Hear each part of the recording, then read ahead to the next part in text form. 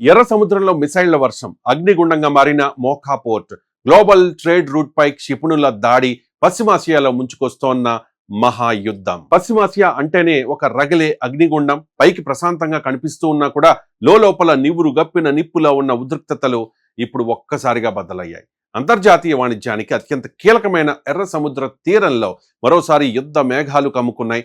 ప్రపంచ రవాణా మార్గాలను శాసిస్తోన్న ఆ ప్రాంతంలో హౌతీ మిలిటెంట్లు విరుచుకుపడ్డారు. క్షిపణులు, ఆత్మాహుతి డ్రోన్ల వర్షం కురిపిస్తూ ఒకవైపు ప్రధాన ఓడ రేవును శ్మశాన వాటికగా మార్చడమే కాకుండా మరోవైపు సౌదీ అరేబియా ఆర్థిక గుండెకాయపై దెబ్బ కొట్టారు. అసలు యమన్ తీరంలో ఈ ఆదివారం ఉదయం ఏం జరిగింది? ప్రపంచ చమురు సరఫరాను గజగజలాడించిన ఆ క్షిపణి దాడుల వెనుక ఉన్న అసలు మాస్టర్ ప్లాన్ ఏంటి? ఈ దాడులతో పశ్చిమాసియా జియో పొలిటికల్ సమీకరణాలు ఎలా మారబోతూ ఉన్నాయో ఈ స్టోరీలో చూద్దాం. పశ్చిమాసియా రాజకీయం ఎప్పుడూ ఒక ఉత్కంఠభరితమైన సస్పెన్స్ థ్రిల్లర్ ను తలపిస్తూ ఉంటుంది. అక్కడ ఏ క్షణంలో ఏ మూల నుంచి దాడి జరుగుతుందో, ప్రపంచ ఆర్థిక వ్యవస్థను ఏ సంక్షోభం చుట్టుముడుతుందో ఎవ్వరూ ఊహించలేరు. ఆదివారం వేకువజామున అలాంటి ఒక పెను సంచలనమే నమోదైంది. యమన్ తీర ప్రాంతంలోని మోఖా ఓడరేవు పైకి ఒక్కసారిగా బాంబింగ్ డ్రోన్లు, బాలిస్టిక్ క్షిపణులు దూసుకొచ్చాయి. నిమిషాల వ్యవధిలోనే ఆ ప్రాంతం అంతా భారీ పేలుళ్లతో హోరెత్తిపోయింది. ఆకాశాన్ని తాకే పొగ మేఘాలు, భయంతో పరుగులు తీస్తోన్న పౌరులు, మంటల్లో కాలిపోతోన్న వాణిజ్య నిల్వలు. అప్పటి వరకు ప్రశాంతంగా ఉన్న మోఖా పోర్ట్ ఒక్కసారిగా యుద్ధ భూమిగా మారిపోయింది. ఈ దాడి అనుకోకుండా జరిగింది కాదు. అత్యంత పక్కా వ్యూహంతో ఆరితేరిన సైనిక చర్యలా జరిగింది. యమన్ ప్రభుత్వ మిత్రపక్షమైన నేషనల్ రెసిస్టెన్స్ ఫోర్సెస్ అందించిన ప్రాథమిక సమాచారం ప్రకారం ఈ ఘోర దాడిలో 4 సైనికులతో పాటు 3 అమాయకపు పౌరులు అక్కడికక్కడే ప్రాణాలు కోల్పోయారు. మరో 15 మంది తీవ్రంగా గాయపడ్డారు.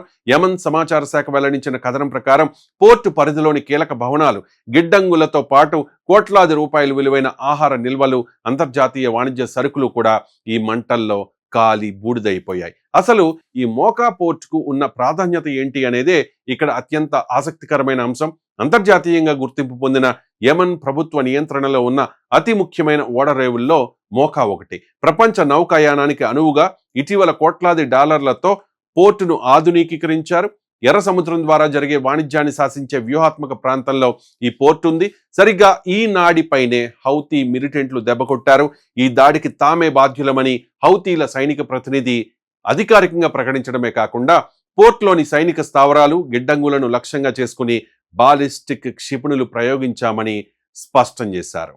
అయితే డ్రామా ఇక్కడితో ముగిసిపోలేదు. మోఖా పోర్టుపై విరుచుకుపడిన అదే సమయంలో సరిహద్దులు దాటి సౌదీ అరేబియా సరిహద్దు పట్టణమైన జాజాన్లోని ఆరామ్కో చమురు శుద్ధి కేంద్రాన్ని కూడా హౌతీ డ్రోన్లు టార్గెట్ చేశాయి. ప్రపంచ చమురు మార్కెట్ను శాసించే ఆరామ్కో రిఫైనరీపై డ్రోన్ల దాడి జరగడం సౌదీకి ఒక విస్మయకరమైన షాక్.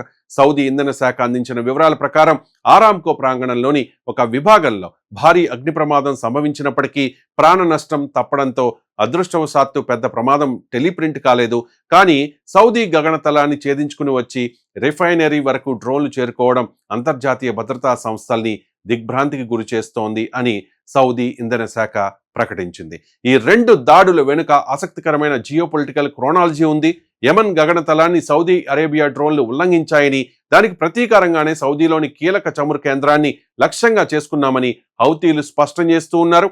ఇరాన్ అండదండలతో సుదీర్ఘకాలంగా పోరాడుతోన్న ఈ మిలిటెంట్ గ్రూప్ సుమారు ఏడాది కాలంగా నేరుగా సౌదీ ఆర్థిక మూలాలపై విరుచుకుపడడం ఇదే మొదటిసారి. దీంతో పశ్చిమాసియాలో దౌత్య చర్చల స్థానంలో మళ్లీ క్షిపణుల శబ్దాలు ప్రతిధ్వనించడం మొదలైంది. ఈ పరిణామం వెనుక ప్రాంతీయ అగ్రరాజ్యం ఇరాన్ హస్తం ఉందనే వాదనలు కూడా బలంగా వినిపిస్తూ ఉన్నాయి. ఎర్ర సముద్రంలో గ్లోబల్ షిప్పింగ్ లైన్లను అస్థిరపరచడం ద్వారా పాశ్చాత్య దేశాలపై ఒత్తిడి పెంచడం ఒక వ్యూహం అయితే, సౌదీ అరేబియాను రక్షణ పరంగా ఆత్మరక్షణలో పడేయడం మరొక వ్యూహం. ఇరాన్ యాక్సిస్ ఆఫ్ రెసిస్టెన్స్ లో కీలక భాగమైన హౌతీలు ఇప్పుడు ప్రదర్శిస్తోన్న సైనిక శక్తి సాధారణ మిలిటెంట్ గ్రూపుల పరిధిని దాటి కార్పొరేట్ ఆర్మీ స్థాయిలో ఉంది. వారి దగ్గరున్న సుదూర ప్రాంత లక్ష్యాలను ఛేదించే బాలిస్టిక్ క్షిపణులు, కామికేజ్ డ్రోన్లు పశ్చిమాసియా సమీకరణాల్ని మార్చేస్తూ ఉన్నాయి. మరోవైపు ఈ హఠాత్ పరిణామంతో ఎర్ర సముద్ర మార్గంలో ప్రయాణించే అంతర్జాతీయ నౌకల ఇన్సూరెన్స్ ప్రీమియంలు ఒక్కసారిగా ఆకాశాన్ని తాకాయి.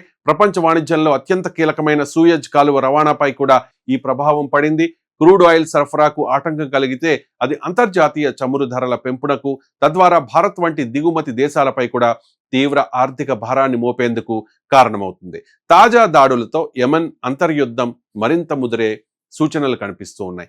మోకా పోర్టుపై జరిగిన దాడిని సైనిక చొరబాటుగా పరిగణిస్తోన్న యెమెన్ ప్రభుత్వ బలగాలు, దానికి మద్దతుగా ఉన్న సౌదీ నేతృత్వంలోని కూటమి ఏ క్షణంలోనైనా సనా అలాగే హోదైదా ప్రాంతాలపై తీవ్రస్థాయి ప్రతిదాడికి దిగే అవకాశాలు కనిపిస్తూ ఉన్నాయి.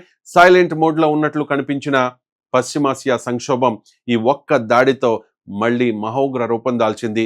రాబోయే రోజుల్లో ఈ ప్రతీకార దాడుల పరంపర ఎలాంటి మలుపులు తిరుగుతుందో, ఈ యుద్ధ జ్వాలలు అంతర్జాతీయ రాజకీయాలను ఎంతటి ప్రమాదంలోకి నెడతాయో వేచి చూడాలి.